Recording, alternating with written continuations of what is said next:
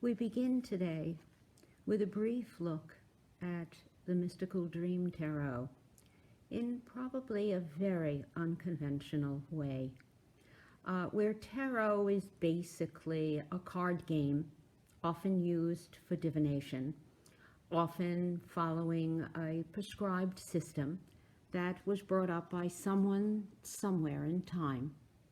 This mystical dream tarot can be used in many different ways. The images rose from dream, yet from those dreams rises our waking reality. And if we learn to marry both the waking consciousness and the dream consciousness, we arrive at an enhanced view of the world, an expanded consciousness, which is informed by what is often hidden as well as what is perceived.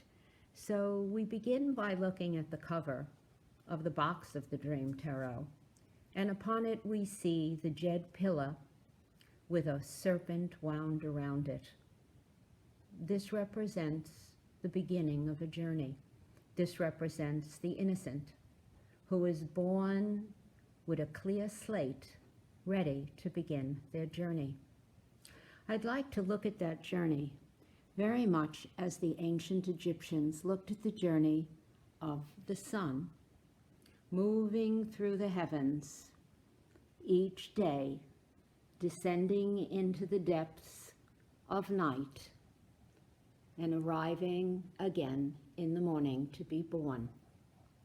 The hours of the night were spent moving through the darkness, through the body of the goddess Nut, Heavenly Mother.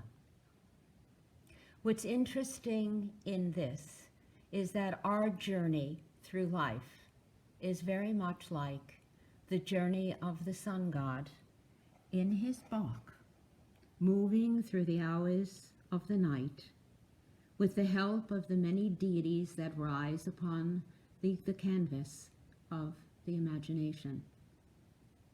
Like each and every one of us, we go to sleep at night and we dream. We enter into the realm of the Lady of the Night as she welcomes us into her body like she welcomed the sun as it fell in the western horizon at night. The ancient Egyptians imagined the sun moving through the hours of darkness as she moves through the body of Nut. And so I pulled cards at random. I pulled 9 cards. And I took those cards, 1, 2, 3, 4, 5,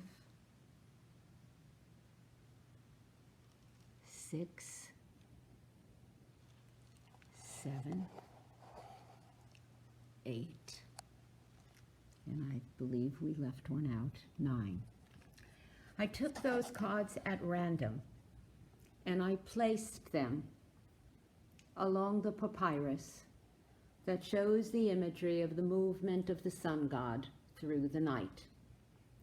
The original imagery is magnificently portrayed in the tomb of Ramses VI in the Valley of the Kings. And those of us that are blessed to visit that can stand beneath that sky and witness the movement through the night. I've taken the cards and I've placed them in various positions along the movement of the night, the movement of time, the movement that each and every one of us goes through when we sleep. I would suggest that a use for the cards would be for an individual to choose a certain number. For me, the number 9 is important, so I've chosen 9 cards. One can choose 3, 4, 5, whatever number appeals. And take a painting, a picture, something from your personal iconography, something that calls to you and has meaning for you, and place the cards upon that image and watch and see how the images on the cards begin to take on a story and a life. And so I begin with the first card that I chose here. It shows the image of someone sleeping on a mound. Another individual is within the mound holding a book. Their eyes seem to be covered by a veil. There seems to be another veil in front of them that's blowing away. Ignore the number of the card and the name of the card. We're not working with words, we're working with images. There are many trees in the background. There's a sun in the background that's casting its light so that the trees are silhouetted against that light. This is the dreamer. And what we're seeing inside that mound is the dreamer within the dreamscape. Beneath her are the waters of the unconscious. The waters that hide the reality that's within us. Each and every one of us has consciousness that spans from what we see in the perceived world to what's inside us, hiding, waiting for us to go to explore and to discover. And every night, we spend just about half of our life in sleep, dreaming, moving upon that inner mental landscape where images rise to help us. These images are very much like the messages given in antiquity by the priests and priestesses of the oracles of the sacred places. The images are riddles, riddles for us to work out, riddles that are pointing for us to seek beyond what is perceived initially into what is a hidden meaning. In many ways, they're like the message that was written on the Rosetta Stone, a pictorial language. And yet, if everything was interpreted as the images seemed to show, if a bird represented a bird and a face meant a face, we would never have translated. We would never have understood the meaning behind and beneath it. For each one symbolically represented something else. Thus is the dream, and thus is the beginning, as we look at the sun and we look at our image. Isn't it interesting? As the sun is ready to descend on the west, to be accepted in the mouth of the Mother Nut in the ancient Egyptian iconography, so are we ready to go within in our dream and to accompany the god Ra, the sun, as he moves within that sunbark, within the body of night, within the body of Mother Nut, the goddess, who was illustrated in the tombs, on the coffin lids, everywhere in the ancient Egyptian iconography of death, of afterlife. For it was she, Nut, who protected and gave guidance to the soul as the soul entered into the eternal realm. The realm of dreams is the realm of eternal. It is not corrupt. It is everlasting and eternal. What is seen there is everlasting, as opposed to what we see in waking reality, where time corrodes and time washes away and time moves things. In dreams, the reality stays. The second card shows an image of an elephant, and on his lap, the image of an airplane. He holds within him the ability to open and close doors for us, of portals, of what lays within. There is beneath him a serpent, and the serpent can represent a danger or wisdom. There is in the corner a very tiny rodent, a mouse. And the mouse is able to enter spaces where most of us are unable to go, unseen and unheeded, as we enter the world of dreams, as we begin to travel the waters of the unconscious, which are demonstrated in the imagery of the ancients as those wobbly lines, those swiggly lines that represent an ocean within us, an ocean filled with unconscious truth, with meaning, with reality. Do we open the door, or will that door be slammed? The elephant can block our way, or he can forge our way through the many trees of the forest of the dreamer. He can knock down those trees and help us that we move to the chariot, which will help us to move beyond. Our next card is an image of a young woman pushing a cart, and the cart has a wheel that's held by the moon. In that cart is an elder. The card would seem to say, we are moving forward with all that came before us. Nothing is ever gone. What the ancestors have learned, what the ancestors have put groundwork for us, are the stars that fill the sky around the young woman, the youth within us, portrayed certainly as a woman, because the anima within us is our intuitive voice, which is considered feminine. Has nothing to do with the sexuality of man versus woman. It has to do with the fact that the rational on the surface is generally considered the animus, and the anima holds the feminine intuitive position.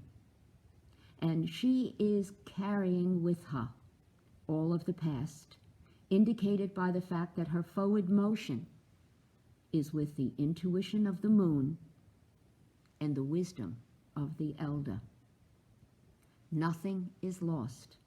Everything moves ahead. And within the ancient imagery, we see the parade of the stars as well as the beings that move along to help us on our journey through the night.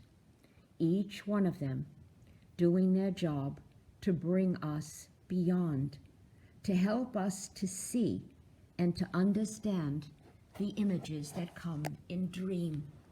And so the journey of the god Ra, the sun, the light of understanding and intuition, moves through the night, moves through the depths, represented by our next card, where we once again have the intuitive voice moving within the body of the fish representing that which can plummet the waters of the unconscious and help us on our journey through the night. As we journey through the light and we see the movement of the sun, the bright sun, we see all the images of the stars. And we notice that swiggly blue line of the watery depths of the unconscious. And what we also see is that the background is gold. For the gold represents not only the light of the physical sun, but the light of enlightenment beyond the sun. The knowing, the true knowing, the truth of who we really are and what our lives are about. Our journey through life and through the iconography of the dream, mapping it along as though we move through the body of the goddess Nut through the night, moves through time. And we, like our ancestors, are only here for a number of years before we too move to eternity. The eternity that's represented by gold, by what is everlasting and eternal. For the Egyptians loved life, and yet what remains behind are their temples and tombs devoted to the eternal life of what they believed was the Duat, the lasting forever place, the mansion of millions of years, the holiest of holy. What we learn by moving into the depths, we learn to carry us forward so that in life we may plummet those depths and we may see the gold that lies within the fish in the waters of the unconscious. It's represented by our next card. We have the elder once again, the same elder that was seated on the chariot of the moon. This time, the elder is shown upright, and there is a wand with a light. Yes, everything that came before us helps to light the way now, helps us to see our place not only in today, but our place moving along the waters of time. For we do move from day to night, from one day to another, from one week to another week, from a season to a new season. The years move quickly. What do we learn? What do we see? The elder has lit that light to help us. That craft is ready, and we are in it. And as we plummet those depths, we put our net into the waters of the unconscious. And those are the waters of night, the depths that we sink within to bring up the wisdom. And yet those messages that we bring are not so easily understood. We can often have great difficulty in interpreting them. Like the visit to the oracle in antiquity, our message is an image. Our message is a riddle. Our message is a hieroglyph that we are meant to work at and decipher. What we probably heard in childhood was that any task, any momentous task that was going to produce great value took work. And so, as we journey through the night, through our dreams, as the images rise to enchant, to intrigue, and to bring us to a space where hopefully we receive messages, we receive help. We know that we need to put time into it. We need time to unlock the key. And that is our next card. We enter the dream. We have a lock and a key. We have images that come. They fire us up. They give us passion. Do we understand them? We have at the center the voice, the intuitive voice, open and ready to see through that key, to be able to decipher the images that come within our dreams. What do we see? What do we understand? We are on that ship, and some of the creatures look strange and old. Some of them foreign, perhaps intriguing. Others look helpful. But what do they really mean? Do we understand? Do we know on this journey through dream, through night, we move,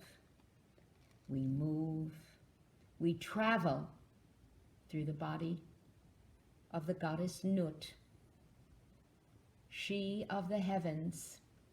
The stars are along her form, shining light from a world that seems foreign and strange. but is perhaps our beginning and our end. And it is within her ability to give us the images that rise, to help us to understand ourselves. The question is, will we understand? Will we have the key? Will we work to forge that key, to open the door of understanding? Like Champollion, Jung, and Banks, they worked to decipher the understanding of the hieroglyphs. Our dreams present images that are like the hieroglyphs. There is meaning to be found and to be understood, and there is great joy in that understanding. And if we solve the mysteries, which will continue to come to us and continue to intrigue and excite us, we will find the book of learning, of all knowledge. And that book will lead us to great joys, because we will understand more about ourselves. And in doing so, we, like the winged sun, will be like the scarab that rises to new births, that gives us joy in resurrection. We will have made that trip, that journey, which will give us the knowledge and the wisdom to move beyond, like the sun on the horizon in the morning.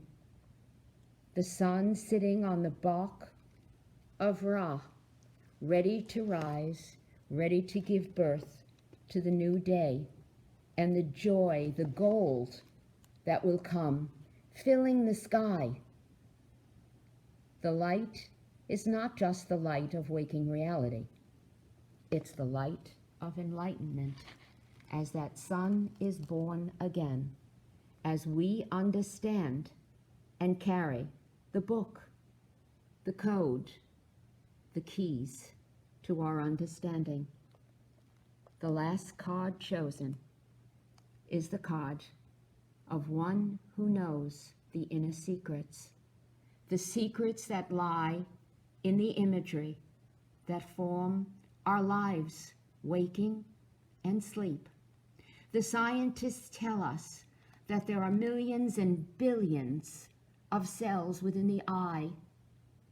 Those cells, those photoreceptors, see the imagery around us.